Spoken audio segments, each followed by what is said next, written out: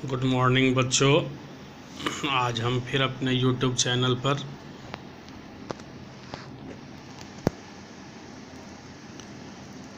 एक नए अध्याय को लेकर आए हैं। उस लेशन का नाम है भारत महिमा। आप सब बच्चों से अनुरोध है, कृपया मन लगाकर, ध्यान लगाकर जो भी पाठ हमारे द्वारा पढ़ाया जा रहा है, हम सबों के द्वारा, उसे याद करने की कोशिश करें, उसे समझने की कोशिश करें, तभी हम सबों का मेहनत सार्थक होगा। तो बच्चों, आज हम जिस पाठ को पढ़ाने जा रहे हैं उस पाठ का नाम भारत महिमा है, जो वर्ग दशम के पुस्तक पीयूषम भाग 2 से लिया गया है। अध्याय का नाम पंचम पाठ है, 5वां अध्याय है, और शीर्षक का नाम भारत महिमा है। बच्चों, आज हम जानेंगे कि हमारा भारत वर्ष एक बहुत ही गौरवमयी वाला देश रहा है। आज से ही नहीं बल्कि प्राचीन काल से, वैदिक युग से ही रहा है। तभी तो इस देश का गुणगान हमारे वेदों में, पुराणों में ऋषि मुनि के अलावा देवताओं के द्वारा भी वंदनीय गाया गया है। हमें इस बात पर गर्व होनी चाहिए कि हम भारत जैसे देश में जन्म लिए, जहाँ की माटी में, कण कण में भगवान और हमारी आस्था विराजती है। आज उसी भारत वर्ष की महिमा का गुणगान हम कुछ श्लोक में पढ़ेंगे और देखेंगे कि हमारे भारत का गुणगान, हमारे भारत देश के गुण का बखान, हमारे भारत देश के ऐश्वर्य का बखान, हमारे भारत देश के समृद्धि का बखान किस प्रकार किया गया है। तो बच्चों, आइए और मिलकर हम सब इस पाठ का अनुश्रवण करें, ध्यान से देखें। जैसा कि मैं बार बार बता रहा हूँ कि मैं प्रत्येक लाइन बाय लाइन पढ़ाते जाऊँगा और उसका अर्थ भी बताते जाऊँगा। तो आप लोगों का कर्तव्य है कि पढ़ाए गए वाक्यों का, श्लोकों का हृदयंगम करते जाएं। तो बच्चों, आइए शुरू करते हैं।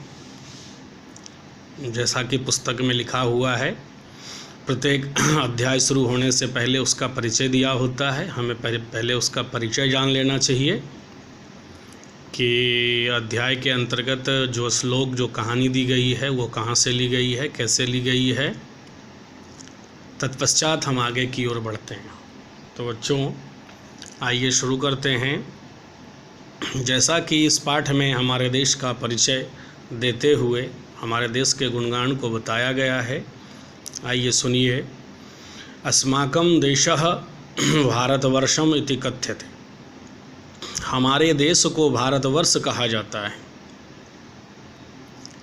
अस्य महिमा सर्वत्र गीयते। इसकी महिमा सभी जगह गाई जाती है।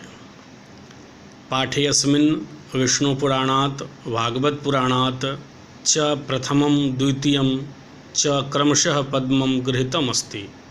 इस पाठ में श्री विष्णु पुराण और श्रीमद् भागवत पुराण से प्रथम और द्वितीय क्रमशः 2 पद लिए गए हैं। अवशिष्टानि पद्मानध्यक्षेण निर्मीय प्रस्तावितानि। जो यहाँ एक पद के रूप में निर्मित हुआ है और प्रस्तावित हुआ है। भारतम प्रति भक्तिरस्माकं कर्तव्य रूपेण वर्तते। और यह बात बताई गई कि हम लोगों को अपने देश के प्रति, अपने भारत के प्रति भक्ति, श्रद्धा कर्तव्य रूप में होनी चाहिए। कैसी होनी चाहिए? कर्तव्य रूप में होनी चाहिए। आगे हम पढ़ेंगे विष्णु पुराण और श्रीमद् भागवत पुराण से लिए गए श्लोकों का अर्थ और जानेंगे कि कैसे इस देश की धरती का, देश की मिट्टी का गुणगान हमारे देवता लोग भी करते हैं और वो तरसते हैं इस धरती पर आने के लिए। पहले हम पौराणिकी से चर्चा करेंगे, पौराणिकी श्लोक देखेंगे जो विष्णु पुराण और श्रीमद् भागवत पुराण से लिया गया है। आइए देखें। पहले हम श्लोक पढ़ते हैं, फिर उसका अर्थ बताते हैं। श्लोक के एक एक लाइन को देखते जाइए। गायन्ति देवाः किल गीतकानि धन्यास्तुते भारत भूमि भागे स्वर्गा अपवर्ग अस्पद मार्ग भूते भवन्ति भूयः पुरुषाः सुरत्वात्। एक बार और हम श्लोक को पढ़ेंगे। गायन्ति देवाः किल गीतकानि धन्यास्तुते भारत भूमि भागे स्वर्गा अपवर्गस्पद मार्ग भूते भवन्ति भूयः पुरुषः सुरत्वात्। बच्चों, अब हम इसके अर्थ पे आएंगे और अर्थ को जानेंगे कि कैसे देवता लोग इस धरती पे जन्म लेने के लिए तरसते हैं। आपस में वो वार्तालाप करते हैं और कहते हैं, गीत गाते हुए यानी कि गुणगान करते हुए कहते हैं कि स्वर्ग और अपवर्ग की मार्गभूत भारत भूमि के भाग में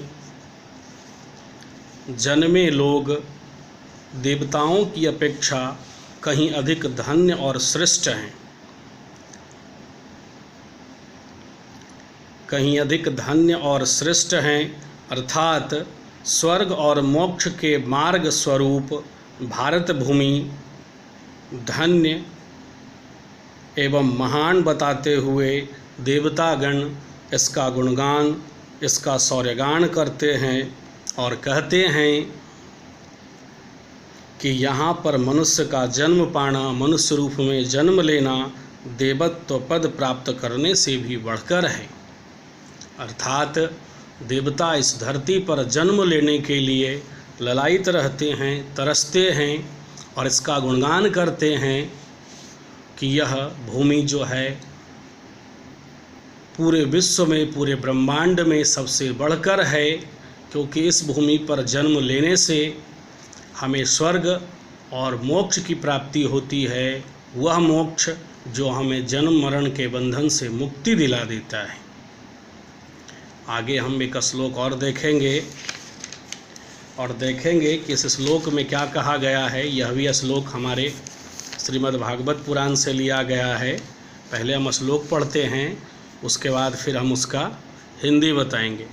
अहो अमिषाम किम कारी शोभनम प्रसन्ना एव स्विद्युत स्वयं हरि येर जन्म लब्धम नृषु भारताजिरे मुकुंद सेवोपैकम अस्पृहाहीना।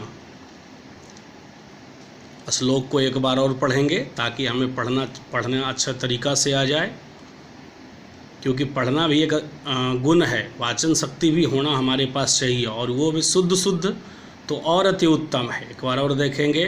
अहो अमिषाम किम कारी शोभनम प्रसन्न एषाम स्विद्युत स्वयं हरि येर जन्म लब्धम नृषु भारताजिरे मुकुंदो शैवोपैकम अस्पृहाहीना। अर्थात देवतागण कहते हैं, अहो वे लोग कितने धन्य हैं, कितने सौभाग्यशाली हैं जिनका जन्म भारत भूमि के प्रांगण में हुआ है।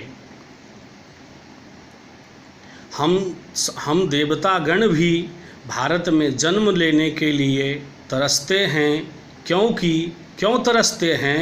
क्योंकि भगवान श्री हरि विष्णु की आराधना के लिए, भगवान श्री हरि विष्णु, भगवान श्री हरि नारायण की सेवा के लिए संपूर्ण ब्रह्मांड में, अखिल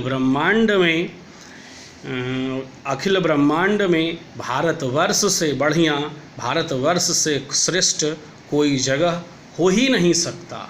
यह वह धरती है जहाँ कई एक अवतार हुए हैं, भगवान के 10 अवतार की कहानी इसी धरती पे लिखी गई है।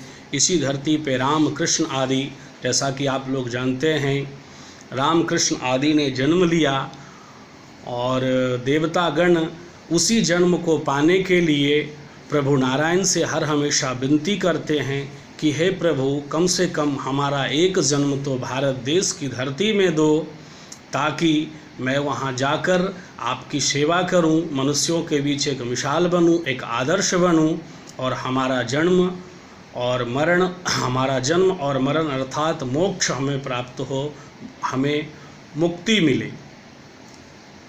तो बच्चों, हमने 2 श्लोक देखा, श्रीमद् भागवत पुराण और श्री विष्णु पुराण से लिया गया। अब हम आधुनिकी अर्थात आधुनिक के तौर पर देखेंगे कि हमारे भारत देश का वर्णन, हमारे भारत देश के महिमा का मंडन किस प्रकार किया गया है और किस प्रकार बताया गया है। आइए बच्चों, यहाँ भी श्लोक प्रस्तुत है, इन श्लोक को देखेंगे, हम ध्यान से केंद्रित करेंगे। क्या बताया गया हमारे देश के बारे में? इयम निर्मला वत्सला मातृभूमि। हमारे देश का गुणगान बड़े सुंदर शब्दों में किया गया है, बड़े अच्छे अक्षरों में किया गया है, बड़े सुंदर भावों में किया गया है, और बताया गया है कि यह जो धरती है, यह जो मातृभूमि है, वह निर्मल है, अर्थात बिल्कुल स्वच्छ है, साफ है, इसमें किसी प्रकार का कोई मल विकार नहीं है। यह मातृभूमि वात्सल्य प्रेम से भरी हुई है, वात्सल्य रस से भरी हुई है। यहाँ पर वत्सलता वाला गुण है। प्रसिद्ध सदा भारतम वर्ष में तत्, और यह पूरे वर्ष में, पूरे विश्व में भारतवर्ष के नाम से जाना जाता है। आगे देखेंगे हम, विभिन्ना जना धर्म जाति प्रभेदे रिहैकत्व भावम वहंतो वसंती। पूरे विश्व में कहीं ऐसा जगह नहीं है, कहीं ऐसा स्थान नहीं है जहाँ अनेकता में एकता वाली बात आती है, लेकिन भारत एक ऐसा देश है जहाँ विभिन्ना जना धर्म जाति प्रभेदे, जहाँ विभिन्न धर्म जाति के लोग एकता के भाव में बंधकर, एकता के भाव के सूत्र में बंधकर रहते हैं, बसते हैं, एक साथ रहते हैं। तो बच्चों, आगे हम और देखेंगे, अभी 2 पैराग्राफ और बचा हुआ है। आइए उन सबों को भी हम ध्यान में रखें और पढ़ते हैं। आगे बताया गया है, विशाला स्मदीया धरा भारतीया। हमारे भारत देश की धरती बहुत विशाल है, बहुत बड़ी है। सदा सेविता सागरे रम्य रूपा। यहाँ की धरती, यह देश भारतवर्ष देश की धरती हमेशा सागरों के द्वारा सेवित है, सागरों के रम्य रूप के द्वारा सेवित है। बन पर्वत निर्झरे भव्य भूति। बन पर्वत निर्झर अर्थात झरना, इसकी सुंदरता में 4 चांद लगा देते हैं। वहंतिर अभिर्शेषा शुभा चापगाभी। और नदियाँ यहाँ कलकल स्वर करती हुई, बहती हुई शुभता को लेकर आगे की ओर बढ़ते रहती है और भारत का गुणगान करती है, भारत देश की शोभा को बढ़ाती है, भारत देश की शोभा में 4 चांद लगाती है। आगे एक श्लोक और देखेंगे, बहुत ही अच्छे शब्दों में हमारे देश के गौरव का गुणगान किया गया है और बताया गया है कि हमारा देश भारत जो है जगत का गौरव है। आज से नहीं बल्कि अतीत काल से, वैदिक काल से ही हमारा देश जगत का गौरव रहा है, जगत का गुरु रहा है। यह वही भारत देश है जहाँ वसुधैव कुटुंबकम की शिक्षा दी जाती है। आइए हम भारत के गौरव का गुणगान श्लोक के माध्यम से देखें। क्या होता है? जगत गौरवम भारतम शोभनीयम सदा अस्माभिरेत तथा पूजनीयम भवेद देशभक्ति समेषां जनानां परादर्श रूपा सदा आर्वजनीया। इसके अंतर्गत कहा गया है, इस श्लोक के अंतर्गत, कि हमारा देश जो है जगत का गौरव है, जगत का गुरु है, जगत का मस्तक है। और ये हमेशा पूरे संसार में शोभनीय और वंदनीय रहा है। हम सबों का कर्तव्य बनता है कि हम इस भारत देश की पूजा करें, इस भारत देश की वंदना करें, इस भारत देश के गुण का हमेशा बखान करें, हमेशा कोई ऐसी कृति करें जिससे कि हमारे देश का मस्तक गौरव से ऊंचा पूरे विश्व में उठा रहे। भवेत देशभक्ति है समेषाम जनानाम, हमारे अंदर देशभक्ति होनी चाहिए। हम सब लोगों के अंदर एक ऐसी देशभक्ति होना चाहिए जो परादर्श का रूप हो, एक आदर्श रूप लिए हुए हो और एक सरलता का रूप लिए हुए हो। तभी हमारे भारत का गौरव ऊंचा और श्रेष्ठ रह सकता है। तभी हमारे भारत का मस्तक विश्व में जगत गुरु कहलाने के लायक रह सकता है। जब हम अपने देश के प्रति कर्तव्य निष्ठ रहेंगे तभी हमारा देश उन्नति के शिखर पर रह सकता है। और हमारा प्रयास भी होना चाहिए कि हमारा देश, और हम सबों को ये कामना भी करना चाहिए कि हमारा देश हमेशा विश्व में जगत गुरु बना रहे। संस्कृत में एक श्लोक भी बताया गया है, जननी जन्मभूमिश्चैव स्वर्गादपि गरीयसी, अर्थात जननी यानी कि माता और जन्मभूमि स्वर्ग से भी बढ़कर होता है। समझे बच्चों? ठीक है, थैंक्स, धन्यवाद।